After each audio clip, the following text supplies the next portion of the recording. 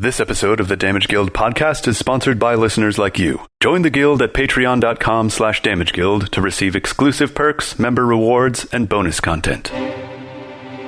Previously on the Damage Guild podcast. How many men are under the city? Approximately 30 to 40. Honestly, this sounds like a dangerous mission, but I will see if anyone here is willing to come. I cast Identify on the crown. The crown of Altoria. Your charisma score goes up by 2 after you've been wearing it for a week. If your alignment's non-lawful, you get half the charges. Azlo is not lawful and has no followers. Pledging fealty, basically they're going to treat you as their king. You can't use these spells to create followers to then give you more charges. We'll come out every time a shift changes and see if he's had any updates. You settle in for the night. You find out that they went down to the sewers with a group of 8, all mithril and steel class. 10 hours pass, so it's now very early morning. You actually hear that Elendria has already returned. This feels like waiting for a baby to be born. It's our baby of destruction of the cult.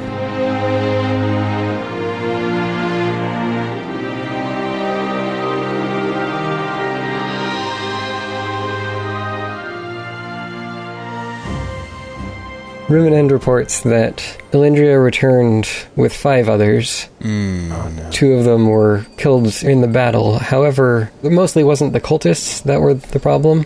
During the fight, a gigantic creature burst out of the ground and swallowed half the combatants. Whoa. What? And just disappeared back into the darkness. What the heck? The cultists were pretty much eradicated at that point, and then the other guild members fled back to the surface. Wow. Some kind of like bulette? I don't think bulettes are big enough to Devour cultists whole. eat multiple people. I don't know of anything in D&D. I mean, I know of worms from Dune, but wow, that's crazy. Yeah, that's where my brain went when he said, burst and swallow. Yeah, like something that can come up through rock. That's crazy. Yeah, an earthworm, a vicious rock-eating worm. Purple worm, maybe? Oh my gosh. Actually might be something that can do that. Purple worm. Good night. So maybe it's good that we didn't try to help them. We might be in the belly of a giant earthworm. That could have been us, Tokas, if we had gone down there. Also, I feel like we have some apologizing to do to the people that we were like, no, there's no monsters to worry about down there, just cultists. Well, no, we didn't say there was no well, maybe Tokas did. Well, I thought that they were going to fight the cult. They didn't necessarily have to fight them in the caves, but it sounds like that's what they decided to do. Yeah, it was more like they thought that they were going to have to go poking around down there looking for them, when it was more of they were just there right as soon as you enter the underworld. Right. Well, we can at least offer our condolences. Yeah, which we do. To the brave adventurers who lost their lives for our cause. But it sounds like they were at least victorious despite the loss of life. They'd just about eradicated the cult. At least those at the entrance. Yeah, can we speak with Elendria? Is she available? Wait. Did you just say just those at the entrance thing? Said at least those at the entrance. They didn't go past that point. Yeah, that's exactly what I was going to ask her when we talked to her, is how many there were. Right, how can we be sure the rest of the members were involved in that combat? You can find Elendria. She's resting up and tending to her wounds. She looks like she took a beating, but should be alright in the long run. Elendria, we were so sorry to hear about the brave adventurers who lost their lives, but we're so glad that you and the others made it out safely. As am I. They all knew what they were getting themselves into when they agreed to go into the underworld. There are so many unknown dangers down there. Yes, we are glad you were able to rally some troops around you and take on the cult, but yeah, we're sorry to hear about those who passed. Well, there's no use in dwelling on the matter. Well, in any case, it sounds like you were fairly successful in the battle, or the creature that swallowed the remaining cultists was successful.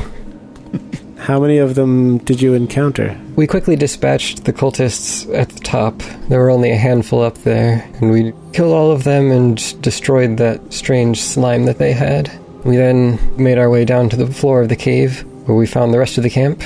When battle ensued there, we were making short work of them for the most part, but I believe the battle was simply too loud and attracted unwanted attention.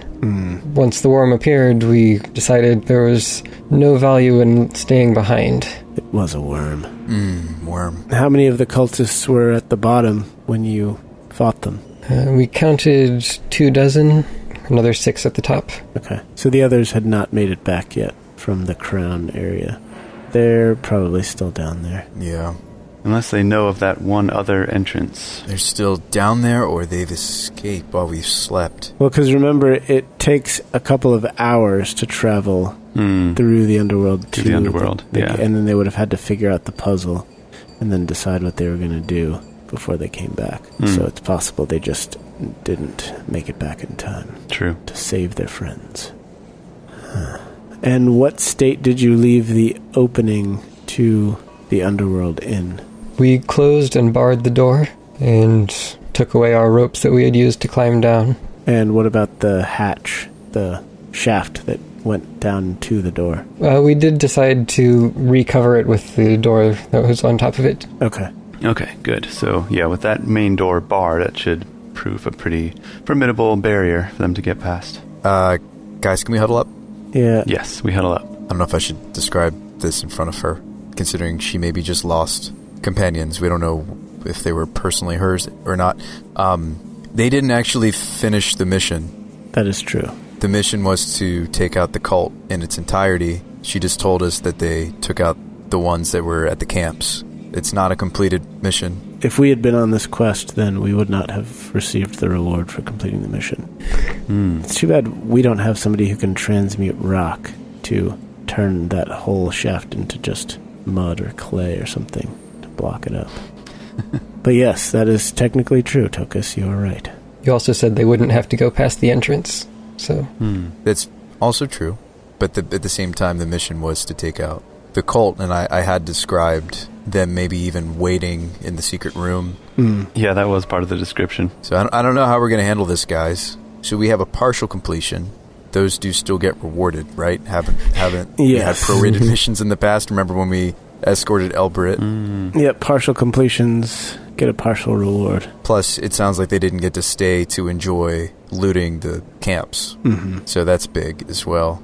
That's not me saying I want to prorate the gems or anything. Except for the crates and stuff that were at the top and the cultists that they killed up there. Yeah, did you guys get to loot the cultists you did defeat? So we're back to talking with her. We made the decision at first to search the belongings afterwards, once the mission was complete. However, when we withdrew, we were in a hurry to get out of there before the worm decided to go for a second bite. And we didn't end up searching. Okay. Yeah, no, I mean, hearing about that giant worm, it's like my motivation to try to defeat the rest of that group. And I mean no disrespect by this, but we believe the ones that were, locked in trying to escape the contraption were the strongest members. And yeah, we don't think we'd be able to handle what's left of them. Yeah, personally, I don't see Ribbon End going, well, okay, you tried. You tried your best. You just caught some rough circumstances, so here you go. But I mean, this is really good news, even if we didn't destroy the cult outright. They just seriously hampered their efforts. Oh, yeah, for sure. Yeah, it's a blow. So this is definitely something to celebrate for the sake of all of Nanette. Yeah. It is. And it is also a moral victory, because our guild has been working on the cult secretly, but now this is more overt, right? We have witnesses that are among the lower ranks. News will spread of this. Yes, it will. So, cult awareness. Especially if Azlo writes a song about it. That's true. And then plays it on the Mechaloa 5000. No, so, yes. So I guess that was a big goal with this, right? Making a mission about this was notoriety. Not our notoriety, I mean, like, infamy was the goal, right? Like the cult is real, and it's no longer just a little stamp on the bulletin board. It's like, you guys fought them in hard combat, and we thank you for that. And I don't know, I'm sorry that there was any discussion of prorating the mission. Like, we think you guys should get the full gemstone sack and everything. Wait, what? Since when? We do not think that. I just said the exact opposite. What did you say, 5 minutes ago? I said, I don't see us coming back from a mission and talking to Ribbon and be like, we really tried, but the circumstances were extenuating and there was this big monster, and so we couldn't complete the mission as prescribed. I don't know, man. I feel bad that they lost lives and they didn't get the full reward we promised anyway.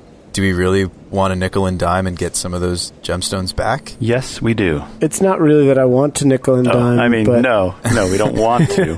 Okay, Azlo wants to nickel and dime. It's really just the principle of how the guild operates, right? There needs to be a consistent standard. You have paid the guild to put up the commission. The guild then decides how that commission is resolved. And at this point, it's likely that they will keep it open. It's partially solved, and then it's open for the next while at least to see if anyone else wants to see if they can finish it. Okay. So maybe stronger members could be on the way, could hear word of this mission going unfinished, and Alundria and other maybe famous mithrils being unsuccessful. Wow. There could be a round 2. Mm-hmm. Okay. All right. Is there any chance that there could be like a minor quest or like a, maybe not a quest, but like some street cred for like people watching to see if the cult is to leave the caves? That's the smallest thing we could maybe do, is like watch and see, trail them. Now that Parthen Stoutheart has been made aware that they're operating down there, he can put out an APB to all his guards to keep an eye out for people coming up through manhole covers. Or maybe he can even post a guard out by that main entrance that we went in through, right out by where it dumps out into the sea. Yeah, I mean, the scale of this is definitely, it's been out of our hands since we left the place. I agree, Shabba. I guess I just don't want them to get away. It's such a juicy opportunity to maybe take out one or more of their lieutenants. Yeah, But what you said before is true, in that the fact that we did go through the bureaucratic process means that we will now have closure and we'll know whether the quest gets completed by somebody else, right? Because it is an official logged in the record of the guild. So if somebody else decides to take up the mantle and complete the quest, then we will know, because we won't get our gems back. And it'll be entered into the record. But we'll also know if they did get away, because the quest will go away. Right. Correct. Yes. Which is better than anything we could hope for by physically going down into the sewers and camping out for a week to see what happens. Right. Right. I get what you're getting at, Shabba. I think you're trying to insinuate that I need to do some push-ups. Like, we're not strong enough to help the war efforts. Right. We're just not. Like, we couldn't have accomplished what Alundria and the other group of mithrils and steels did. We're not steels, Yeah. What does it take to be a steel? I think we need to increase our power level by at least, 9,000? What do you guys think? Yeah, probably 9,000. Let's go with that. But we did escape with our lives. We learned a lot. We came, we saw, we snuck out. But it is what it is, and we're wiser for it now.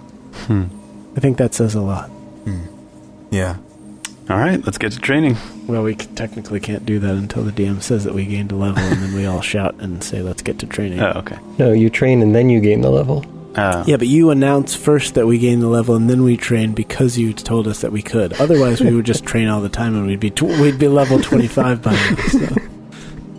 Alright, so you're going to spend the next week here holed up inside the guild? We're going to spend the next 24 hours until Tokas is at full strength, resting, and then after that we will, for the most part, we're going to stick to the guild. We may run a couple errands, go to the corner store for a bagel. Yeah.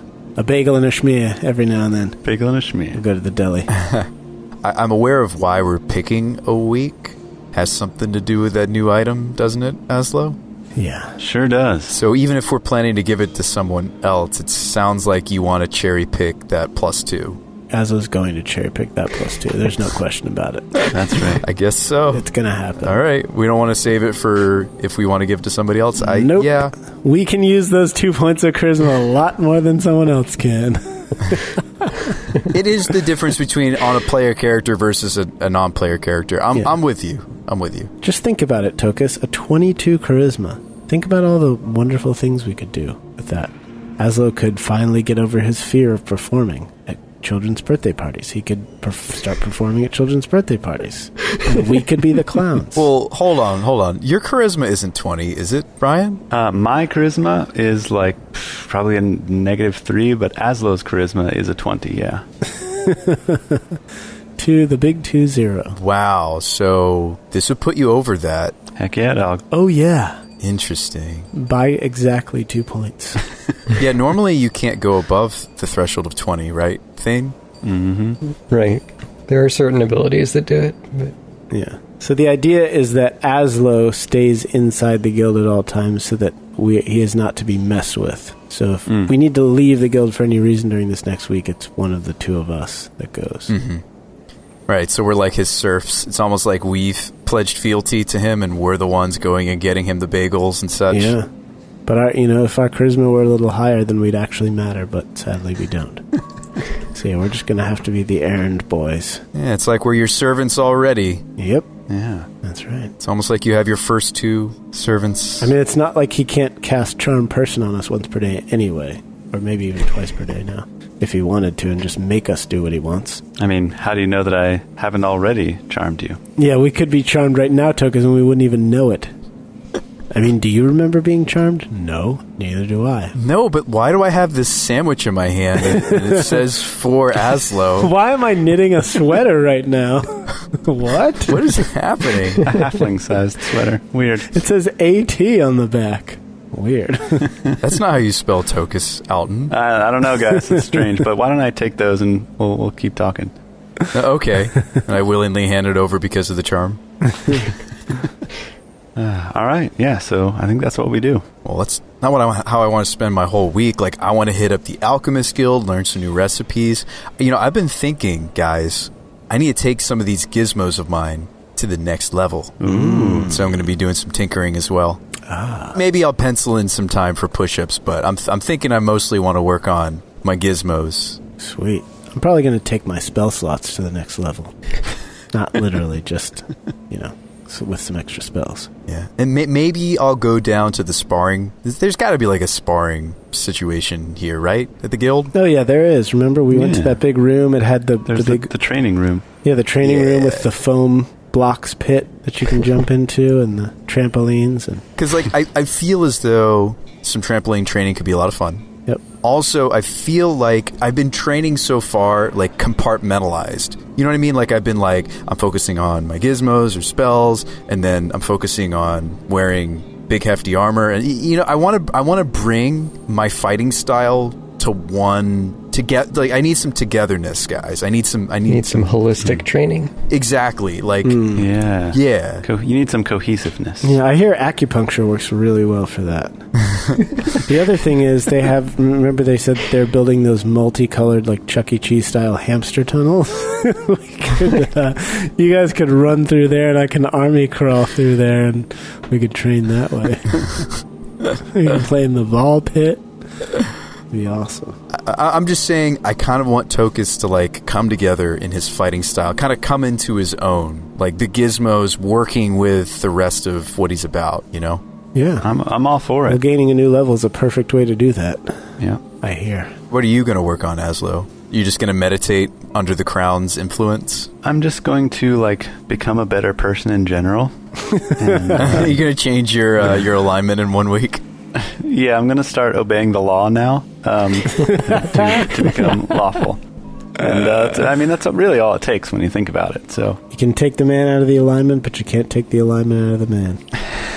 The halfling. No, I will take my magic to my spells to the next level, unlike Shabba. I mean, it seems like there's not official guidelines for the dungeon master to change the alignment of a player's character from my initial research. I don't know about 5th edition, but basically your alignment is whatever I say it is based on how you've been acting. Yeah. Rationalization of behavior. Well, Azlo, I guess it's time for you to put on an orange vest and go pick up trash beside the highway. Go feed some orphans. No, that's if I wanted to be good. I just want to be lawful. Oh, that's true. I don't care about being good. You got me there. That is absolutely true. Okay, well then you need to start obeying the speed limit. You need to bring cookies to town guardsmen and donuts.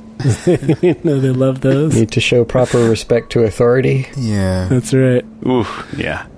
Got a lot of work to do, guys. It's going to take about a week at least. Well, mechanically, it seems like it's very case-by-case basis, and it seems like a common reason for alignment change is the player character, or the player doesn't feel like they're jiving with their character. It sounds like Shabba's the one that needs an alignment change, actually.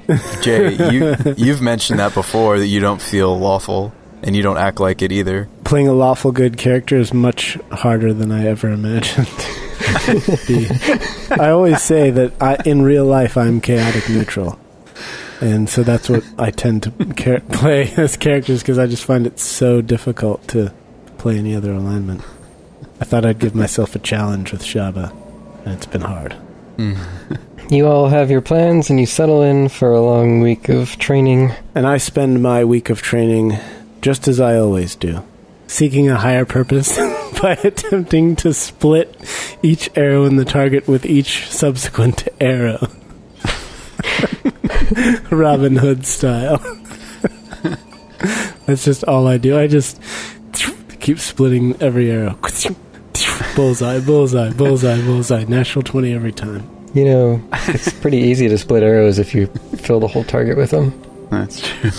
Or if you just roll natural 20s. How many times are you able to do that, Shabba, over the course of the week? Infinite. I just keep doing it until I do it again, and then I'm like, whoa, sweet, I just did it, and I just keep shooting until it happens again. Man, it's amazing how easy archery is. I know. It's crazy. You go a few days into your training. It's been 5 days since you emerged on the surface, and at the moment you find yourselves training late into the evening, all in the Guildhall together, the Guild Training Hall. The other guild members have finished up for the night and left, and you're the last ones here getting ready to call it a night yourselves, when you are enveloped in an unnatural silence. Ooh. What? Casting your eyes about you, you see but do not hear the door burst open, and a towering humanoid figure, cloaked and masked in black, charging towards you. What? What the heck? Roll initiative. What? Where are we? Are we at the guild? We're in the guild hall right You're now. in the guild training hall. Oh my gosh. I thought we were safe here. So did I. Hey, isn't there like a rule, like when we're training, that nobody can fight us? That's what I thought. Isn't there a rule like that in the rule book? I roll for initiative. Forget this noise. Forget this lack of noise. It's a good thing I have a new +1 to my initiative bonus that we just remembered about. Oh. What'd you get? A 23. Ooh. Thanks to Jack of all trades. Nice. Master of none? Yes, exactly. That is Azlo to a T. I get a 14. Shabba gets a 14 and Stripey gets a 1. Tokas is on a 16. Is there anyone else around from the guild? Not in the room right now. I said there were a few other people around training with you, but they've all finished up, and you are about to finish up yourselves, so... No. Maybe this is part of our training. Maybe this person isn't here to kill us. It probably is. You've been alone in here for the last 5 or 10 minutes. Okay. Huh. Okay. And the figure is robed in black, you said? Yes, and stands probably 8 or 9 feet tall. Whoa. That's past Shabba height. Yikes. Yeah. Nobody's taller than Shabba. Seriously, that's a true giant. All right, Azlo, you go first. So let me describe the area a little bit more to you. You are in the middle of the training hall. There's that combat pit behind you, if you remember from back when you fought the satyrs. Yeah. Pit's pretty much 10 feet behind you, and you are in a relatively open space. There's like a few benches and training dummies and things around, but nothing too obstructive between you and the door. The door is 50 feet away, and this figure is now just inside the door. Huh. Okay, so they cast silence on us, burst open the doors, and then started charging toward us. So what would Azlo do? I think his gut reaction would be to cower in fear. But then you'd realize that getting out of the silence is the obvious thing that we all want to do, right? Yeah, exactly. I'm assuming I would have swords drawn since we were training. So I would start skirting off to the side, strafing. I'll start strafing off to the left. Yes. But then I'll have my swords drawn, ready to attack if he comes near, unless I am able to get out of the silence with my 25 feet of movement. Isn't silence like a 20-foot sphere or a 30-foot cube or something? I think it gets stronger. Can't you upcast it? It's 20-foot radius. Radius, okay. So 40 feet across. Cube? Sphere. Sphere, okay. So you move 25 feet away? Yeah, the last few feet of that, you do start to hear your footsteps again, and you also hear this creature roaring and charging forward. It doesn't sound human in the way that its voice is working, like something's seriously wrong with its voice box if it is a human, but it's letting out a deep kind of roar. Wow. Yikes. Okay, so I think we can safely assume that we need to attack this thing. So I'll just ready an action to attack it when it gets close. I don't have any good long-ranged attack spells yet, so... Be nice if you had something like that. I mean, I guess I could Hypnotic Pattern. That counts as a long-range spell. I'm gonna do that. Let's try and knock it out. It makes a Wisdom save. I mean, if anything, this might dispel the silence. That's true, it might. Huh, true. He's the one who cast it. I succeeded on the save. Okay. Then I will pass my turn. I can't Bardic Inspiration either of you because you wouldn't be able to hear me. It's the creature's turn, and it decides to run straight forward into the silence and... Give Shabba a hug. Yeah, it goes for Shabba. How close is Shabba to me? I mean, you're all fairly close, but you're probably not right next to each other at this point. Say 10 to 15 feet apart. Stay close to me, Shabba. I will. Oh, wait, we can't hear each other. You can't hear me. I'm just like flapping my arms and pointing like come here motions. And you're like, what? Like, you're like doing like the shrug motion. What is it, Tokas? It raises up its massive fists and tries to bring them down. One of them misses, but then the other one strikes you directly on top of the head for a massive bump. I'm gonna Stone's Endurance that, right? Probably. Wait, I get to know the damage. Yeah. So it hits you for 19 points of damage. Ooh. Yes. Yonkers. Okay, so 8 of it are removed, so I take 11. Ouch. That was not very nice. Tokas. Yeah, that's not good. That's not good. Not so much. I can't cast spells. It swings meaty fists. Shabba, you can't really see the details on this thing because it's shrouded completely in black. All you can see is this eye slit opening. It has even its mouth and nose covered and everything. So, like, it's wearing, like, a leather suit that covers all of its features? And gloves and everything? No, it's just black cloth. Okay. But yes, it has gloves and everything. The only part of its skin that you can see is right around its eyes. What color is that skin? It's kind of a pale gray. Okay. Weird. I'm just going to go in. So I'm going to move within 5 feet of Shabba and the monster if I can. So that means not going for flanking. Okay. Where's Stripey? Could I position myself next to both of my companions? Well, if I can call Stripey that. I guess Stripey would be next to me. Yeah. You might want to flank with Stripey because I'm figuring on skedaddling here. Yeah, you're probably going to skedads. That's fair. I could go for a flanking with Stripes instead of trying to protect. That would be a good idea. Especially if you're about to attack. You're trying to communicate this to each other without any sort of words. Yeah. All right, Tokas instinctively knows that he needs to flank. Yeah, you come toward me and I just push you away. And I point, go to that 5-foot square over there. We're working on our nonverbal communication. All right. All right, and I will strike at the beast.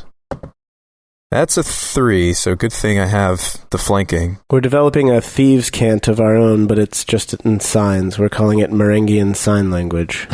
What about a 17 to hit? 17 hits. Yes. Fantastic. The best kind of hits. Oh, I rolled minimum damage, so that's 5 piercing. Okay. I will attack it again with my extra attacks. Oh, wow, I rolled a 3 again. Come on. All right, here we go. I rolled 3 3s. What? What in the world? So that's a 10. I'm sure that doesn't hit. Come on. Nobody has an armor class of 10. Nobody. 10 hits. What? Oh, What? This guy does. dang. Really? What has 2 massive thumbs and has an armor class of 10? Whatever this guy is. All right, I rolled much better that time, so I deal 9 points of piercing. All right. You can feel your swords are biting into flesh. You don't feel any armor or anything underneath. However, as you pull the second one out, you realize that there's no blood coming along with it, and it seems to have little effect, if any, on the creature. Oh, no. Holy schnooks. Oh, no. Is it an undead giant? This is not good, guys. This is not good. Good night. This is really not good. You just have standard rapier, correct? It's a non-magical rapier. We've talked about this. I don't have a magical weapon. I can do magic, but I don't have a magical weapon. It's now Shabba's turn. Question, I don't have written down here for some reason, using the Lucky Rabbit's Foot as a bonus action? Mm-hmm. Okay, bonus action. Yeah, it is. Yeah. All right, I am going to take the withdraw action, because I'm very brave. You're going to disengage? Disengage. Yes, the disengage action. Did I mention how brave I am? And what is if I were to make a 180-degree turn and look directly behind me, how far away is the wall? Turning directly behind you, there's the pit about 20 feet away, and then that's 30 feet or so across the pit.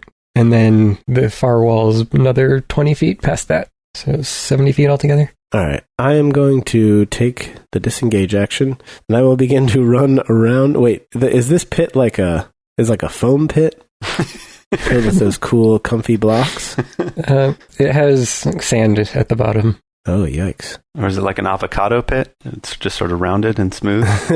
It's about 30 by 30 square with sandy floors so they could more easily clean it up. Too bad I don't have Misty. I will take the disengage action, and I'm going to start running around the pit. How deep is the pit, actually? Yeah, that's a good question to ask, too. As I recall, it was not that deep, 5 or 6 feet only. Okay, forget it. I'm jumping into the pit. I jump into the pit and then move, and so I'll be 10 feet across the pit from that. So disengage is just the ability to leave, right? And then move is what actually moves you. So I'll be 10 feet across the pit. Okay. Now I want to start singing the pit song from Parks and Rec. I fell into the pit. Yeah, mouse rat forever. Are you going to do anything with your bonus action? I will... can I hear my footsteps in the sand? Yes, you can now. Okay. I will cast Hunter's Mark as a bonus action. Well, wait, can you Hunter's Mark something that's inside of silence? I presume so. Yeah. Because I thought about running and then hexing. Silence is an anti-magic zone. It's just no noise happens, so you can't cast spells with verbal components. So you can still... Right. I thought you can't cast spells into silence. You can. Only if they require the target to hear. Right. Such as something like Bardic Inspiration. Right. But he doesn't need to know that you've marked him. Right. Correct. I marked you. Yeah. Exactly. Okay, cool. Right. And that concludes my turn. Yeah, interestingly, Thunderwave doesn't even have any noise component, they don't have to be able to hear you for you to Thunderwave them. It does create a sound, but... Actually, Thunderwave deals thunder damage, which is nullified by the silence spell. That changes my plan for this next turn then. And it's Stripey's turn.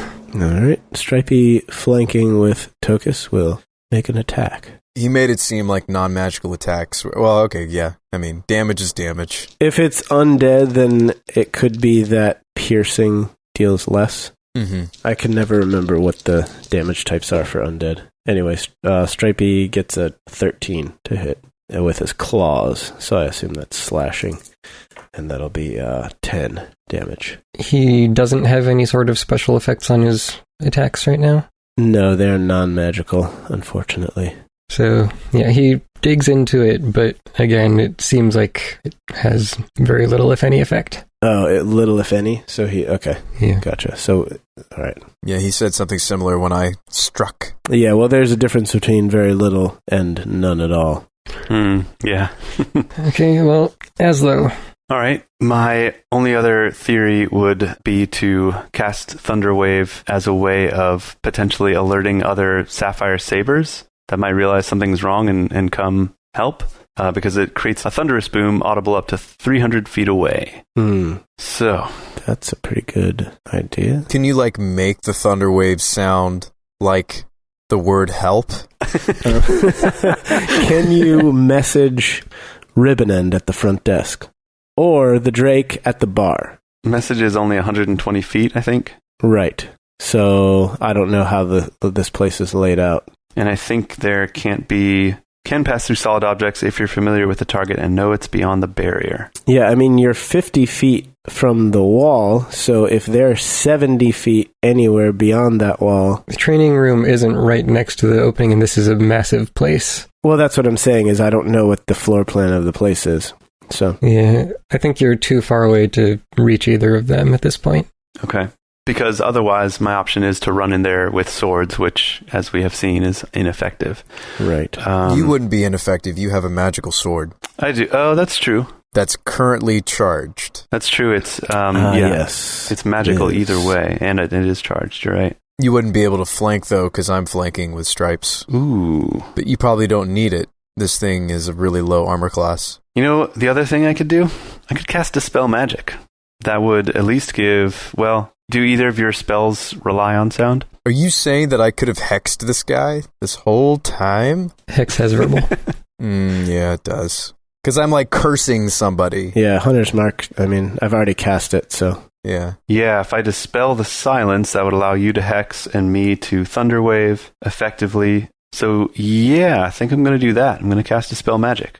Any spell of 3rd level or lower on the target creature, object, or magical effect ends. So you're not targeting the creature, you're targeting a magical effect. Yes, exactly. That automatically succeeds then. Sweet. Spell comes in handy every once in a while. Noise. And Tokas, you can now hear the monster roaring at you. Mission accomp. Yeah. And then I will regain my courage and run in. I have advantage on saves versus fear, as it turns out. So I will dispel the magic and go charging in with swords drawn. And as I do, I shout, "Tokas, the secret to success is knowing who to blame for your failures."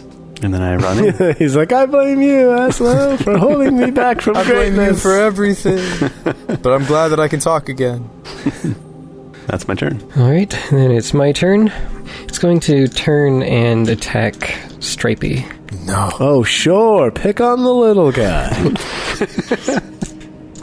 Stripey's AC is 13. Unknown at this time. Yes, no, it's 13. One just missed. The other one hits for 20 points of damage. Oof. Yummy. Yeah, he just stomps on Stripey's back, and you hear cracking. Ooh, ouch. Ugh. Yikes. Tokas. Man, so, guys, this whole time I was thinking Hex would be the way to go. I'm not so sure. This thing might be resilient or even heal from Hex. Really? Really? You think? The damage type, think about it. Like in the past, we've Does fought it deal those... necrotic? It's necrotic damage. Oh, huh. So maybe I should just green flame blade. Yeah, it appears to be undead, but it also appears to just... You need something magical to... So if it's both, if you need a magical weapon and it's undead, then necrotic would probably heal it, I would imagine. Thane, give us some facial clues so that we know whether or not we're on the right track. Yeah, we're all looking at Thane expectantly. I think I should just green flame blade, dudes. Do it. Yep, agreed. That's what I think. Okay, so that will... The standard weapon damage won't apply. It'll just be the green flame blade damage on that. Oh, so you're just letting me know that my physical damage is doing nothing to this guy. So he's very ghostly. Yeah, I think after 3 attacks, I think you've figured that out. Yeah. Yeah, little to nothing. Yeah, I mean, so at 5th level, the melee attack deals an extra 1d8 fire. So, yeah, I mean, I could deal a d8 of fire. That's more than 0.8 of fire. I mean, 0d8. Tokas pulls the trigger on his nifty rapier, and it starts a flame across the blade. Hiya! I rolled a natural 1. Awesome. But I'm flanking with stripes, right? You sure are. Yep. My rolls have been terrible tonight. Here we go. All right, 16 plus 7. Noise. And damage. I will just roll the fire. I deal 3 fire damage. Hey. Yep. 3 damage is 3 damage, as they say. Yeah. Don't you have, do you have frost fingies? I do have frost fingies. Frost fingies would be if he fails it's a constitution check. It's 2d8. Oh, constitution check. I forget how that works with undead. Do they not have constitution scores? Everything has constitution scores in 5th edition. Everything. Okay. So your fire doesn't seem to do a whole lot of damage. It does some, obviously, with the 3 points, but you also notice that the creature seems to respond to it and tries to brush off the flame and put it out. Make sure that his cloak doesn't catch on fire. It seems to react to the fire strongly in some way, Maybe afraid of it? as if it's shaken by it. Or, yeah. Oh. Anybody got a fire damage club laying around? The fire damage club. Yeah. So does that end your turn, or I think that's all I'm going to... Well, unless I can get to... don't you have a second attack? Well, when it comes to using Green Flame Blade, I don't. Oh, no, not with the cantrips. That's right. You could action surge, but is it worth it for 3 damage? For between 1 and 8 fire damage? No, it doesn't seem worth. Although, Yeah. it might be super effective. He might be weak against it. He seemed to react to it. He hasn't reacted to anything else. I could try to move to be able to be in a better position to protect. Can I move, like, not leave the target, but, like, move around a target and not incur... I think flanking is probably better. I don't know. I'd rather be next to you in Stripes. Like, you could be the one to flank with Stripey. I want to be next, like, okay, here's the target, right? I want to be the one that's in between you and Stripey so I can protect you guys. Yeah. So, do I see Azlo coming? He did just inspire me, so I would have noticed him. Yeah. So, which way is he coming? I'm assuming I'm coming back in from the side, which I think Stripey was on the back and you were on the front. You were closest to the front door. So, if I move either right or left 90 degrees around the target, Brian can get, and then I would be... I don't think the exact positioning is all that important. You can circle around and get next to Stripey, and Azlo can make it to wherever he needs to next time. Okay. to be within 5 feet of me, Yeah. Cool. and still maybe flanking, maybe? Yeah. Okay, I'll give up my flanking position to get close to Stripes. Okay. I was going to say, if you do that, then Stripey won't be flanking with you this coming turn of his, but that doesn't matter because his attacks aren't doing any damage anyway. I was going to say, yeah, I mean, I want to be able to protect him. He's not dealing damage unless he learns how to spit fire. He's just here to soak and flank. Yeah. That's his role. And I'm not dealing all that much damage anyway, so I'm going to move to be able to protect him and potentially Brian. Yeah, you can also tank. Don't forget about I guess I was just thinking about your attack spells in general. I mean, Frost Fingers is not that much more powerful than me just green flame blading over and over again. Like, if he succeeds on the con save, the Frost Fingers dealt just as much as my green flame blade does in this case. Don't you have a fire starter? That's what is incorporated into my rapier. That's pretty cool. Fire is good. I like fire. Let's move on to Shabba. All right. So I'm going to cross the rest of the pit and clamber up the other side. How are you guys feeling about a damage type called Lightning of the Ramlord damage? What do you think about that? How does that strike you? I'm feeling pretty good about that. Yeah. All right. Well, hopefully it doesn't strike me, but... Well, yes, hopefully that's the case.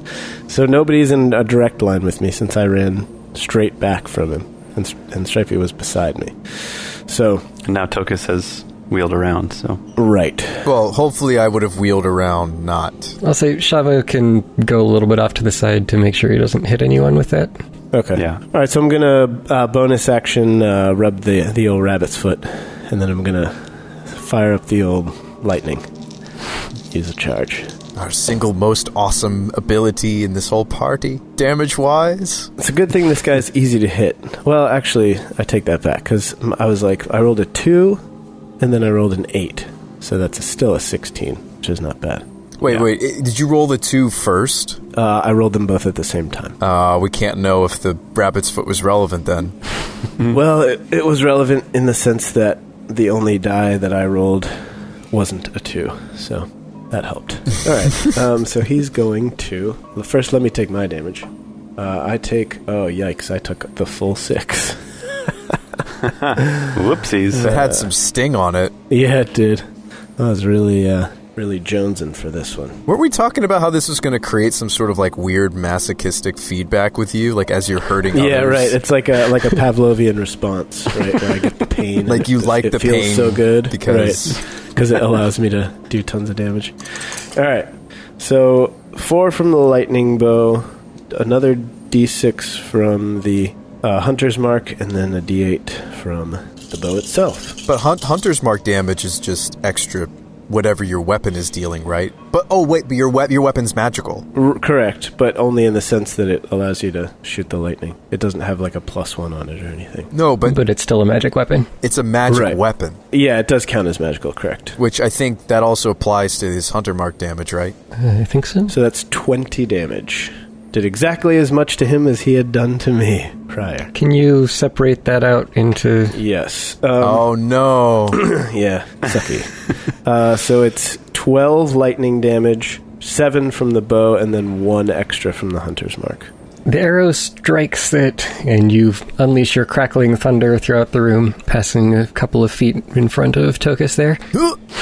But to your chagrin, as the lightning strikes it, it seems rather than damaging and burning it, it actually is crackling around it and giving it more power and energy. Oh, no. Come on. Oh, maybe he knows absorb elements. Dude. So it's just fire, then. We just have to fire damage kill this thing to death, I guess. Oh, my gosh. Wow. Okay, just to make sure, that was lightning damage? That was lightning damage, yep. Okay. Yeah, the end result is that it seems like it's just as strong as it ever was before. Awesome.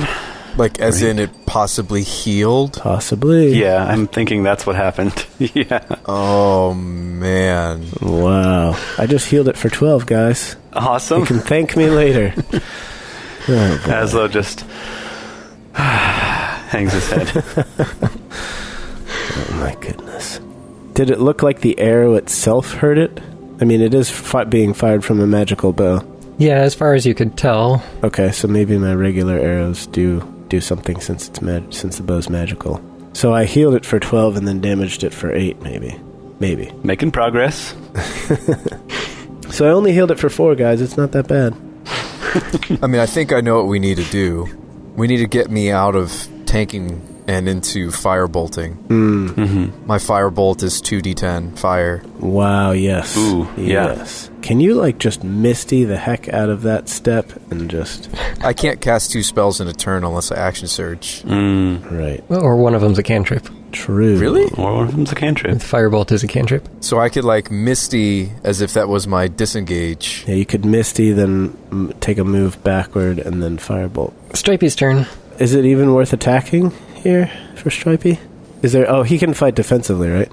Well, he can dodge. Yeah, he'll take the defense action. Take the Right, dodge he'll action. Take the dodge action. Sorry, I've had Pathfinder on the brain, like I said, for this game I play. Making fortitude saves and whatnot. Right, yeah. Yeah. So Stripey will take the dodge action. Azlo. Going back to Sean's question, you could still only cast 2 spells in a turn, right? Even if you took the action surge? Oh, no, Thane was saying because it's a cantrip. Yeah, but how does that work with action surge? The roll is worded in a really poor way so that it interacts weirdly with action surge. Basically, if you cast a spell as a bonus action, you can only cast cantrips for the rest of the round. Okay, so you could Misty Step, Firebolt, or you Misty Step, move away, Firebolt, action surge, Firebolt again. Yeah. On the same turn. Yes. Yeah. That's exciting. Technically, if you wanted to cast a leveled spell with your action surge, that's not allowed, but I don't care. You could do that too. That makes me real excited, Tokas. You might be the linchpin that's going to hold this party together. Well, we haven't figured out if magic is relevant or irrelevant. I mean, I think you still have something you could do here, Brian. We haven't figured out if magic weapon damage is completely worthless. Yeah, I do have something I can do. I'm going to go ahead and try an attack. So my Kingslayer is charged from last turn, and I believe... Are you flanking with stripes? Oh yeah, I'll move into flanking with stripes. I believe my extra attack, I can attack twice with that weapon. It would be the bonus action. That would be my offhand. Is that right, Thane? Right. Okay, cool. All right, so... First attack, Kingslayer, charged up, is going to be plenty, 19 plus something. 3, 4, 5, piercing magical. Oh yeah, let me roll advantage just to make sure. No, not better. All right, and then second attack, another 19 plus something, and then 4, 5, 6, 7, 8 piercing magical. And then bonus action, I will give Bardic Inspiration to Shabba. Sweet, dude. Thanks. So it does seem like your sword is having an effect on it. It's dealing damage. But yeah, the other wounds that it's sustained so far have closed up. I'm wondering if it's specifically lightning that heals it and any other damage type might not. I don't know. Yeah. I mean, if I get a chance to hex it, I could, but I'm worried that's just going to heal him. I've heard of that before, Weren't we fighting some kind of Yep. woodland weird thing, and your druid called lightning on it, and it healed it? Yeah, I think it was a shambling mound, actually. Shambling mound, that's right. Yep. Yeah. And that healed it, yes. Yep. I was DMing. Good times. Yeah. Well, maybe we should take the cloak off and see what this guy actually looks like. Yeah, Tokas, see if you can wrestle this 9-foot creature to the ground and take off its hood. Yeah, you have at it. It's all you. Pull a Scooby-Doo, and then he'll say, if I would have gotten away with it, too, if it hadn't been for you meddling kids. Yeah, it's just an old man in a 9-foot brute costume. I am Groot. Okay, well, I attack Azlo. Both attacks. Uh-oh. Oh, no. Can I protect him? You can indeed. You can. I guess I can only protect him from one of the attacks, though. Yeah. I'll impose some disadvantage.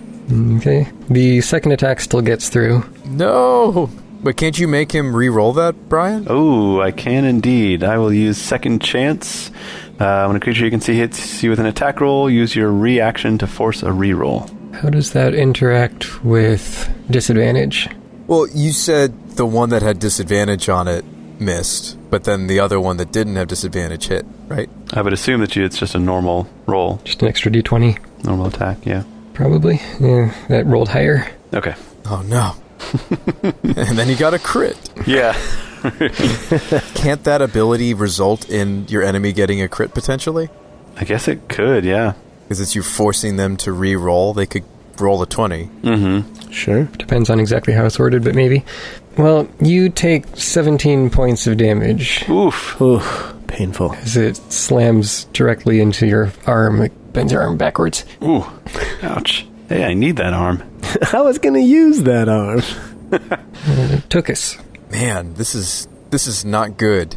But remembering that he put the fire out on his robe or cloak, I'm gonna snap my fingers and enter the Shadow Realm. And wait, which way should I go? So Tokas is looking around in the shadows. I didn't think this through. It's always shadowy in Tokasadelphia. I guess I move. Should I move towards the entrance? Because you're on the other side of the arena. You're on the other side of the divot, right? Mm-hmm. Or you're in front of the... I'm on the other side of the pit. Okay. I'm going to move towards the entrance then. That's a good idea. I think you could get in the doorway if you wanted to. I mean, I don't want to be too far. Yeah, don't go in the doorway. Do we really believe that this thing casts silence? I don't. There's something else out there, Tokas. It could just sneak up on you from behind if you're not careful. We have had monsters cast spells at us before. We have, but this thing? I mean, he's not sitting there casting spells now. He's just pounding on us. Well, I guess I don't need to go into the doorway. I could maybe be near the doorway. I would keep your distance from that doorway. Okay, well, I just want to make a healthy... I'll Misty Step, and then I'll move towards the doorway, but not into the doorway. Could you make a perception check? Uh-oh. Jay, you were so right. Oh, I rolled a critical... Hey! A 20! The natty twin. Natty twinzo! You vanish and reappear in a puff of black smoke, and as you're moving towards the doorway and turning around to face the monster, you see just something catches your eye, a little glint of light, and you turn around and you see the crown of Altoria hovering in the air next to you, moving towards the door. Good gracious. So I see the crown of Altoria. So Azlo didn't notice his crown being lifted off of his head? I rolled checks, and no, you didn't notice. Wow. I want to try to grab it. Yikes. What would that involve, me trying to grasp it? I have already bonus action. I would say it's a dexterity check. I'm not very good at dexterity checks, but I will try my best. Alright, here we go. Oh, and I have Bardic Inspiration. That's true. It's true, you do. I rolled an 11 plus 1. I think I should use the Bardic. I think to be safe, you should use the Bardic. It's a D8 now, right? Heck yeah, dude. I don't want this to slip through my fingies. Ooh, I rolled max on the D8. Nice. So that makes it a 20. non-natural 20. Awesome. An unnatural 20. Yeah. Okay, so you reach out and grasp the crown and pull, and you feel a little bit of resistance as you pull it away, just for a moment, and then it's done. And you have the crown in your hand. Phew. Nice. I got it, guys. Saved Ooh. it. Nice grab, Tokas. Can I use my item interaction to put the crown into the sack, the interdimensional sack? Yeah, you could. Bonus action, Misty Step, Action to grab it. action, grab, Interaction. item interaction, Put it away. bag it. Yeah. Yeah. Okay. Tag it and bag it, baby. Whew. All right, so I could bonus action to shoot this thing. You can action surge. I could action surge to shoot this thing. I don't think I should. Why not? Not with a non-magical weapon. You should shoot it with your firebolt. Oh, firebolt. Yeah, totally. I was thinking of fire bolting it, but here's the thing, guys. I think there is something else here. I don't want to blow the surge this early in the fight.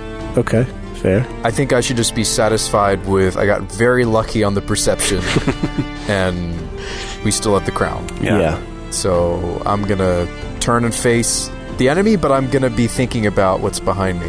What sort of action did you have to use to put the crown in the bag? My item interaction. Your item interaction, okay. Like what you can, sheath or unsheath weapons Yeah. as well. Also, just while I'm thinking of it, let's not forget about our session inspirations. Yes. And access to the bag requires that verbal password, correct? Yes. No. Okay. Items that are just in the bag are sitting in the bag like normal, but with a command word, you can either send it to or take it from the interdimensional portal. I think that's what he intended to do, was put it in interdimensional space, right, Tokas? You wouldn't have just put it in your backpack. No. That's why I said I want to put it in the interdimensional satchel. Right. Well, you can put it in the bag, but it's just sitting in the bag until the item is activated. Oh, is that an item interaction? What does he have to do to activate the item? I thought it was just a command word. I think I remember us talking about this last time. Yeah, it was just a password. Right, a command word. Is me uttering the command word something that I can't do this turn? I did write in the description here that speaking of my command word does not require an action, which differs from most magic items. So This is a very powerful magic item. So yeah, It I is. whisper the command word. Because I don't want anybody to hear the command word that might be listening in, so I whisper it to the satchel. okay. What is the command word, by the way? I should look at that. Shlammadabba-ding-dong. Let's go ahead and set that precedent right now, that anytime we put something into the satchel, it is assumed and understood that it is going directly into extra-dimensional space. Yeah, unless stated otherwise. Right. Okay. And I don't have specific words actually written up for what you're saying there, so you're not going to find it if you look. I bet it's Murney is the greatest. Probably. Shabba. I'm just going to take a regular bow shot at the guy. That's a 12 to hit for 10. I gotta be honest, when we saw... I thought Thane was describing that this thing was actually an illusion. When he was, describing the wispy... Puppet Master was, the first visual my brain started going for. I didn't realize it was grabbing the crown. Yeah. Was what was happening. My sense is someone just mage-handed it. Mm-hmm. So, how do you, as a dungeon master, how would Brian know that his charisma fell? Is it just, something you would have to mention if you wanted him to have a weaker stat than he realized, or...? His charisma hasn't changed. Oh, that's right. That doesn't happen until a week after wearing the crown. So we're just going to have to spend a few extra days sitting here. Yeah. Oh, is it continuous? So, it reset the week? I think so. Yep. Yeah, one continuous week. That mage hand just reset the clock. Yep. No, we lost 5 days worth on that. Mm-hmm. Azlo, how could you let it out of your sight? Dude, I don't know. You can't see the crown on your own head. Yeah, that's true. He's just got all that fluffy hair, so, can't feel it coming off of his skin directly like you could with your bald head. Always bringing up the bald head, aren't you, Thane? Gosh, some people. I was referring to Tokas. I wonder how many of our listeners, have gone to the webpage and know that Brian has a wonderful beard, but also a beautiful shaved head. Pate. Thanks for padding that comment with the beard one. And they might not be interested enough in the show to know what we actually look like or what we're doing with our lives. They just like the show. Yeah, they just like our characters a lot more than they like us. Let's be honest. Right. Probably. What are we gonna do, guys? Try to defeat this thing, I guess. How do I feel like my arrow did? How do I feel like it performed? Like you would expect an arrow to, so it seems to be effective. Sweet. It's an arrow from a magical bow. Right, but I didn't know if it was piercing, but also magical. You know what I mean? If it was piercing weapons where he was resistant to them. You gotta bust out those punching bag at tipped. I've been thinking about that. Our party is totally devoid of many other different types of damage besides piercing. and slashing. Piercing, slashing. Like, we gotta get me like a warhammer or something. So you're all piercing. Or a fire damage club, Tokas. That would be bludgeoning damage. Mm-hmm. You all do piercing damage as your primary attack. Except for Stripey. Right. That's true. Who's slashing? Yeah, we need some different weapon types for sure. This is not the first time this has come up where it's a problem. Yeah. It's like not that hard for us to go to like the local weapon shop and swap out somebody's weapon. Like Jay's the only one we can't really do that with. But like Jay, even you should maybe have a different weapon type because you're already piercing. Hey, I've got a fire damage club, man. I'm set. Brian, you're like piercing, aren't you? I'm like piercing. Yeah. Yeah, you're piercing. Jay is piercing. Like, it doesn't make any sense. We should diversify. Like we should write this down. Tokas, I keep trying to tell you this. I have several fire damage clubs. We're good. We're all set. But I don't want to use an improvised weapon. I want, like, a real weapon. I see. Well, you're the fighter. Fight something. Tokas, you're trying to keep your eye on what's going on multiple fronts. You know, the battle that you can see and whatever else might be around you. And you hear a whisper in your ear, and it says, "Why don't you lend me that crown for a few hours?" Oh, no. And make a wisdom save. No. That sounds like a really good idea. All right, do I have gnome cunning? You have gnome advantage. You do. It's a wisdom save. I have gnome advantage? You've got gnome field advantage. That is an 8 so far. Episode title. Episode title. I really, really wish I still had the bardic, because I rolled an 8 so far, guys. Here we go. All right, I rolled an 8 and a 5. So 8's your total save wisdom My highest was an 8. with no modifier. I rolled an 8 and a 5. Yikes, dude. That's not going to work. It sounds like a great idea to you to give this voice the crown. Oh, no. Do I just get the crown out of the... On your next turn, you will. Man.